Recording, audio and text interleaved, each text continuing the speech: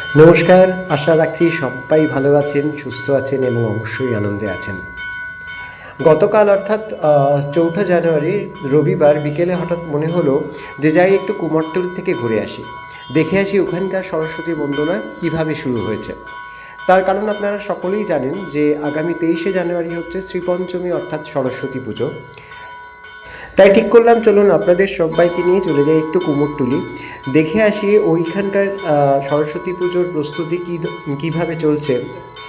সরস্বতী পুজো কিন্তু কুমোরটুলিতে অনেক আগেই শুরু হয়ে গেছে। আহ, এখান এখানকার পুজো কিন্তু আমরা যখন পুজো করি তখন কিন্তু কুমোরটুলি একদম শুনশান ফাঁকা পড়ে থাকে। পুজো চলছে এখন, তো চলুন সেই পুজোর প্রস্তুতি এবং সেই সঙ্গে সঙ্গে এইখানকার শিল্পীরা এই প্রাকৃতিক প্রতিকূলতার মধ্যে কীভাবে ধীরে ধীরে তাদের অসাধারণ শিল্প নৈপুণ্যে প্রতিমাগুলির মধ্যে প্রাণ প্রতিষ্ঠা করে চলেছেন, চলুন তারই এক ঝলক দেখে আসি আমরা। প্রথমেই চলে গেলাম সিদ্ধেশ্বরী মন্দিরে। আপনারা সবাই দেখলেন সেখানে তখন মায়ের আরতি চলছিল এবং তার সামনেই দেখলাম রাস্তার মধ্যেই এই অসহ্য ঠান্ডায় শিল্পীরা এক একটি কি অসাধারণ প্রতিমা তৈরি করছেন, তা দেখলে সত্যিই অবাক হতে হয়। রাস্তার উপরে ঠাকুরগুলো এখন দাঁড়িয়ে রয়েছে, অধিকাংশরই মাটির কাজ প্রায় শেষ। কিছু কিছু বড় বড় প্রতিমাগুলিতে মাটির কাজ এখনও চলছে, তবে অধিকাংশরই দেখলাম মাটির কাজ মোটামুটি শেষ হয়ে গেছে, অর্থাৎ মুখ বসে গেছে। আর দেখুন, এটা হচ্ছে প্রখ্যাত শিল্পী মালা পালের স্টুডিও। ইনি সাধারণত ছোট ছোট মূর্তি তৈরি করেন। ছোট ছোট মূর্তি তৈরিতে এনার দক্ষতা এক কথায় অনস্বীকার্য। এবং তার উল্টো দিকেই দেখলাম এই স্টুডিওটি, মানে মাটির কাজগুলো এমন সুন্দর, এত সুন্দর যে সেদিক থেকে চোখ ফেরানোই যায় না। ওই দূরে দেখুন একটা বোর্ডের ওপর তৈরি করা হয়েছে একটি সরস্বতী প্রতিমা। কি অসাধারণ শিল্প নৈপুণ্যে শিল্পী ফুটিয়ে তুলেছেন একটি অসাধারণ শিল্পকর্ম। অথচ এই শিল্পের কিন্তু আমরা এখনও অবধি যথার্থ দাম দিতে পারিনি। অনেকেই হয়তো বলবেন যে কুমোরটুলিতে আগের থেকে ঠাকুরের দাম অনেক বেড়ে গেছে, কিন্তু সেই সঙ্গে সঙ্গে একটা কথাও মাথায় রাখতে হবে, কাঁচামালের দামও কিন্তু আর আগের মতো সুলভ মূল্যে পাওয়া যায় না, তার দামও কিন্তু আকাশ ছোঁয়া।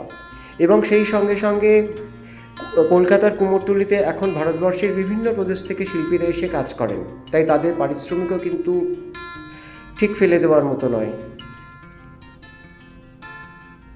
এখানে দেখুন একজন শিল্পী এই অসহ্য ঠান্ডার মধ্যেও কীভাবে জল ঘেটে ঘেটে মাটির কাজগুলো সম্পূর্ণ করছেন।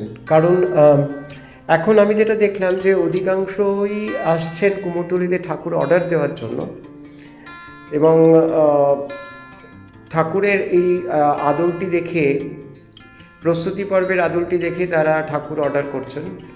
অধিকাংশ ঠাকুরই যারা ঠাকুর বায়না করছেন তাদের বায়না দেওয়া হয়ে গেছে এবং সেই ফরমাস মতোই শিল্পীরা প্রতিমা তৈরিতে ব্যস্ত। কুমোরটুলি যেদিকেই চোখ মেলা যায় না কেন সেই দিকেই দাঁড়িয়ে রয়েছেন মা সরস্বতী। বিভিন্ন ভঙ্গিমায়, বিভিন্ন শিল্প নৈপুণ্যে এক একজন সত্যি কথায় অসাধারণ। এখন তো সবে মাটির কাজ চলছে, এরপর আস্তে আস্তে যখন রং করা শুরু হবে এবং আস্তে আস্তে প্রতিমাগুলি শেষ পর্যায়ের দিকে পৌঁছবে, তখন তো মানে কি বলবো, তখন তো এক একটি প্রতিমার দিকে মানে মনে হয় যেন তাকিয়েই থাকি। এখানে বিভিন্ন মাপে ছাঁচের ঠাকুর তৈরি করা হচ্ছে। এখানকার ছাঁচের ঠাকুরগুলো কিন্তু অসাধারণ হয় দেখতে। এই দেখুন একজন শিল্পী কি অসাধারণ নৈপুণ্যতার সঙ্গে মায়ের অঙ্গরাগ তৈরি করছেন।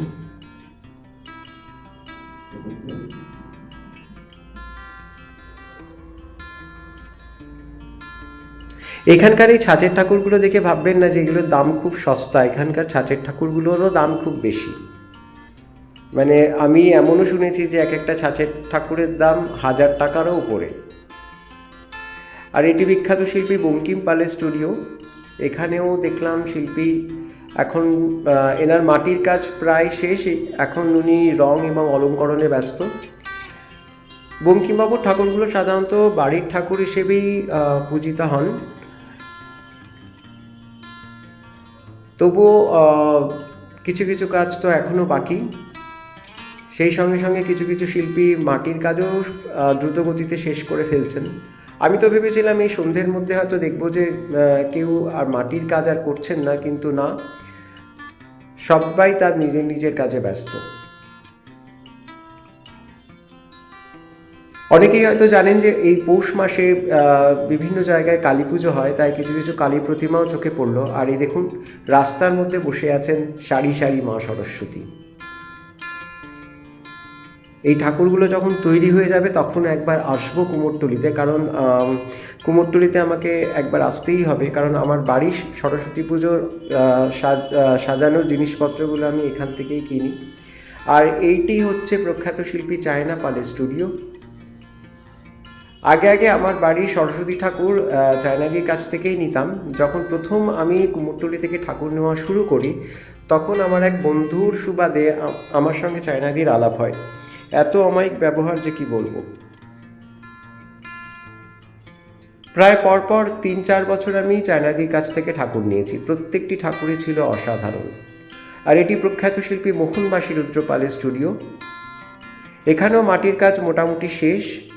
ওই শেষে যে ঠাকুরটি আছে তার চালচিত্রটি একবার দেখুন, কি অসাধারণ। মোহনবাসী রুদ্রপালের ঠাকুর সম্বন্ধে তো আলাদা করে কিছু বলার নেই।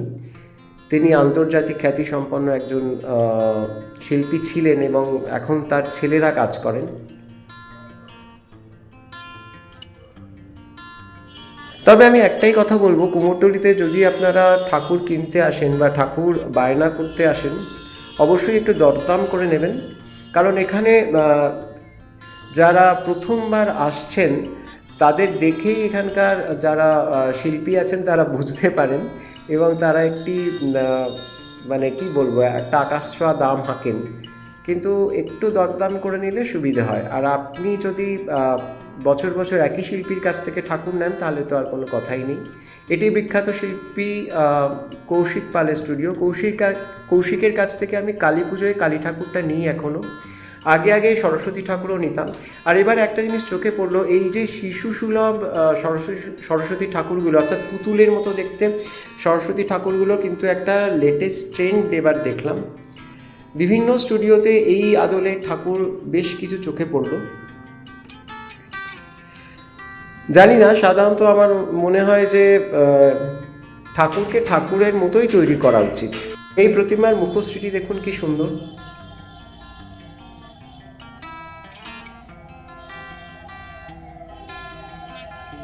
আমার সবচেয়ে ভালো লাগে এই ছোট্ট ছোট্ট ঠাকুরগুলো, কি অসাধারণ শিল্প নৈপুণ্যে ফুটিয়ে তোলেন। এই দেখুন আরেকটি শিশুসুলভ মাতৃমূর্তি চোখে পড়ল। এটি দেখলাম এইবারকার সরস্বতী পুজোর একটি ট্রেন্ড হয়ে গেছে, কিন্তু কেন জানি না আমার ঠিক পছন্দ হয় না এই ধরনের জিনিসগুলো। কিন্তু কিছু করার নেই, যুগের সঙ্গে তো সবাই তাল মিলিয়ে চলেন, শিল্পীরাও তার ব্যতিক্রম নয়। সবচেয়ে ভালো লাগে এই সাবেকি মুখের ঠাকুরগুলো, বেশ টানা টানা চোখ, সেই সঙ্গে সোলার বা ডাকের সাজের গহনা, এই জিনিসগুলো আমার ভীষণ ভালো লাগে। এই ঠান্ডার মধ্যে জল ঘেটে ঘেটে যে এনারা মূর্তিগুলো তৈরি করছেন, মানে কোনো বিশেষণই এদের কাছে উপযুক্ত নয়।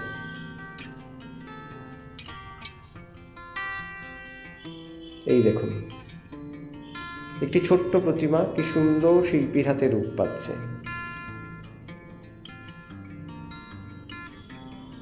অথচ যখন শেষ বেলায় মূর্তিগুলো বিক্রি হয়, মানে বিক্রি করার জন্য ওনারাও মরিয়া হয়ে ওঠেন, তখন যে কি খারাপ লাগে যে কি বলবো।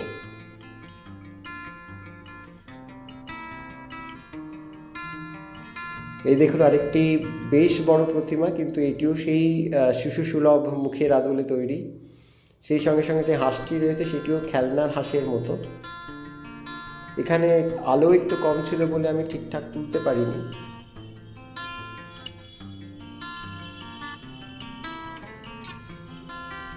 আমরা কত যত্নে কত ভক্তি শ্রদ্ধা সহকারে পুজোটা করি, কিন্তু দেখুন ঠাকুরগুলো কিভাবে তৈরি হয়।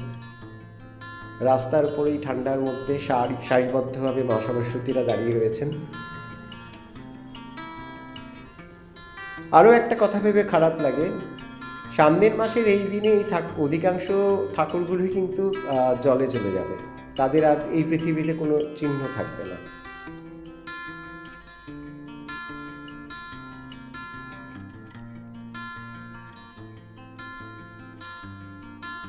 আনুষঙ্গিক যে জিনিসপত্রগুলো, যেমন চাঁদমালা বা ঠাকুরকে সাজিয়ে তোলার চালচিত্রের যে সমস্ত কলকা, সেই দোকানগুলো আস্তে আস্তে সেজে উঠছে নিজেদের মতন করে।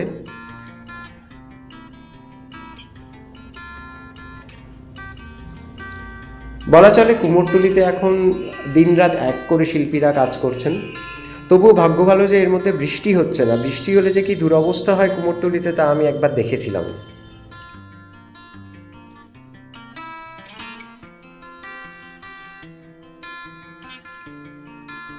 এই ঠাকুরগুলি যখন এক এক করে সেজে উঠবে না, তখন এদের থেকে চোখ ফেরাতে পারবেন না। এই স্টুডিওটি সাধারণত ছোট ছোট ঠাকুর তৈরির ক্ষেত্রে খুব বিখ্যাত, কিন্তু এখানকার ঠাকুরের দামও যথেষ্ট বেশি। আমার সামনেই একজন ঠাকুর কিনতে এসেছিলেন, একজন উৎসাহী ক্রেতা। তিনি একটি ঠাকুরের দর দিলেন 2000 টাকা, কিন্তু তা সত্ত্বেও এখানকার শিল্পীরা রাজি হলেন না, তারা তার থেকেও বেশি দর চাইলেন। কিন্তু এখানকার ঠাকুরগুলো সত্যিই খুব সুন্দর হয়। আমি যদি কুমোরটুলিতে আসি সরস্বতী পুজোর 2-1 দিন আগে, তাহলে এই স্টুডিওটা একবার আপনাদের ঘুরিয়ে দেখাবো। অসাধারণ ঠাকুরগুলো তৈরি করেন এনারা।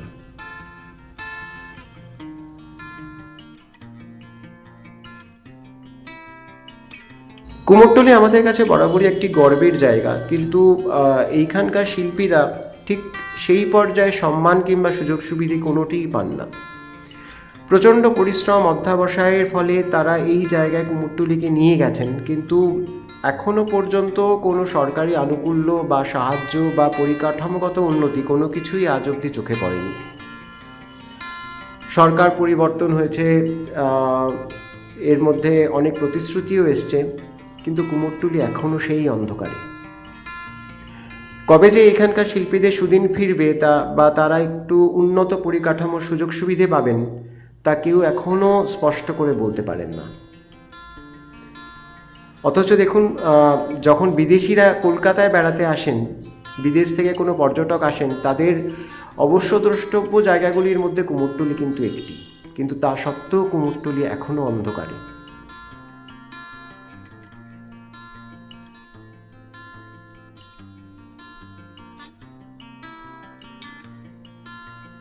এখানে না আছে যথাযথ আলোর ব্যবস্থা, না আছে কোনো স্টুডিওর পরিকাঠামো, কিন্তু তা সত্ত্বেও শিল্পীরা এখানে কাজ করে চলেছেন এবং সেই সঙ্গে সঙ্গে একটি ঐতিহ্যকে বহন করে চলেছেন দীর্ঘদিন ধরে।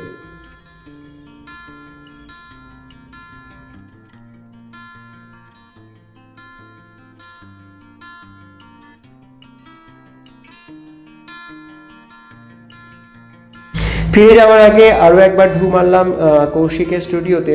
কৌশিকের সঙ্গে আমার পরিচয় দীর্ঘদিনের। আগে ওর বাবার সঙ্গে আমার খুব একটা হৃদ্যতার সম্পর্ক ছিল, কিন্তু ভদ্রলোক অকালে চলে যাওয়ায় সেই শূন্যস্থানটি কৌশিক অসাধারণ দক্ষতার সঙ্গে পূরণ করে চলেছে। আমি ওর কাছ থেকে সরস্বতী ঠাকুর আগে নিতাম, কিন্তু এখন যেহেতু পাথরের মূর্তিতে পুজো হয়, তাই সরস্বতী ঠাকুর আর নেওয়া হয় না। কিন্তু প্রতি বছর কালী মূর্তি, অর্থাৎ মা কালীর মূর্তি কিন্তু ওর কাছ থেকেই আসে। আর এই ছোট্ট ঠাকুরটা কি সুন্দর দেখুন, দেখি মনে হয় যেন বাড়িতে নিয়ে যাই, বাড়িতে নিয়ে গিয়ে পুজো করি। গত বছরের অবিকৃত ঠাকুরগুলো এখনও কিছু কিছু রয়ে গেছে, সেগুলো শিল্পীরা চেষ্টা করছেন এই বছর যাতে বিক্রি করে ফেলা যায়, সেই জন্য সেগুলো সেলোফিনে মোড়া।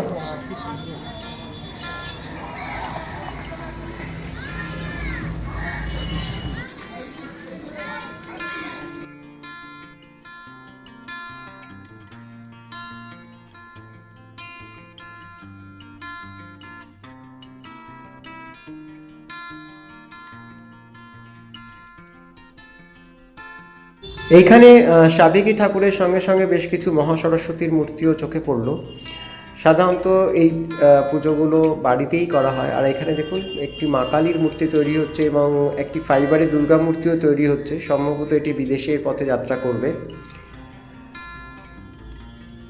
এইখানেও দেখলাম কিছু অবিকৃত ঠাকুর, গত বছরের অবিকৃত ঠাকুর শিল্পীরা বিক্রির আশায় বাইরে সাজিয়ে রেখেছেন এবং ভেতরে তখন ওই ঠান্ডার মধ্যে কাজ চলছে।